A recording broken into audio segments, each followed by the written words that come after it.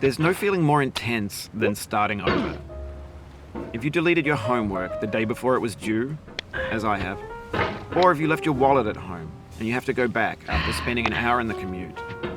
If you won some money at the casino and then put all your winnings on red but it came up black. If you got your best shirt dry cleaned before a wedding and then immediately dropped food on it. If you won an argument with a friend and then later discovered that they just returned to their original view.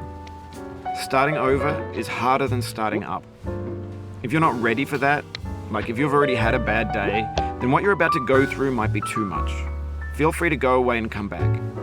I'll be here. Alright, thanks for coming with me on this trip. I'll understand if you have to take a break at any point. Just find a safe place to stop and quit the game. And don't worry, I'll save your progress, always, even your mistakes. This game is a homage to a free game that came out in 2002, titled Sexy Hiking. The author of that game was Jazzuo, a mysterious Czech designer who was known at the time as the father of B games. And B games are rough assemblages of found objects. Designers slap them together very quickly and freely, and they're often too rough and unfriendly to gain much of a following. They're built more for the joy of building them than as polished products. In a certain way, Sexy Hiking is the perfect embodiment of a B game. It's built almost entirely out of found and recycled parts, and it's one of the most unusual and unfriendly games of its time. In it, your task is simply to drag yourself up a mountain with a hammer.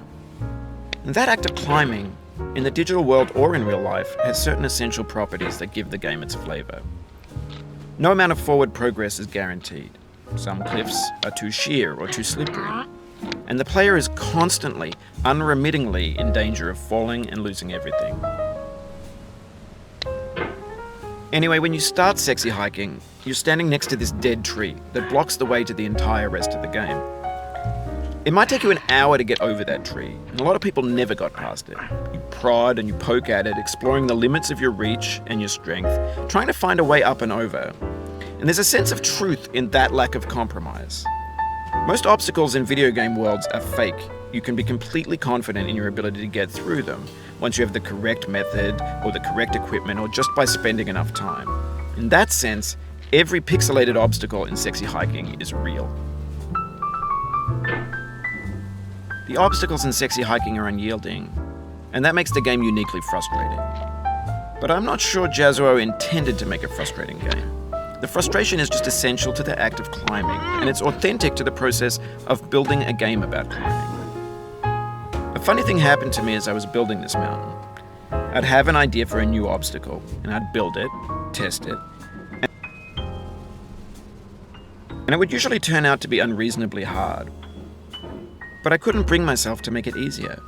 It already felt like my inability to get past the new obstacle was my fault as a player rather than as a builder.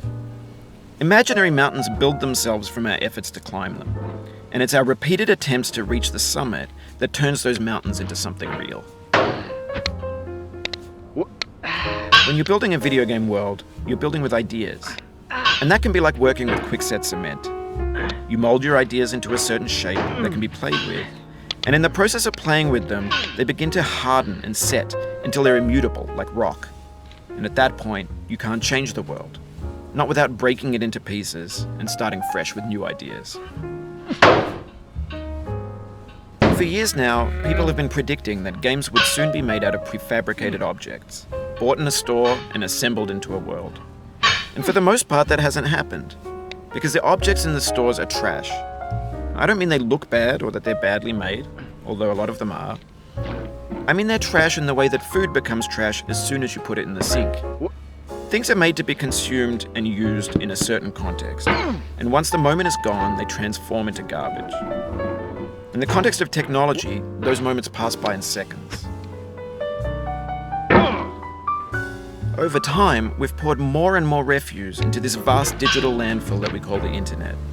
It now vastly outnumbers and outweighs the things that are fresh and untainted and unused. When everything around us is cultural trash,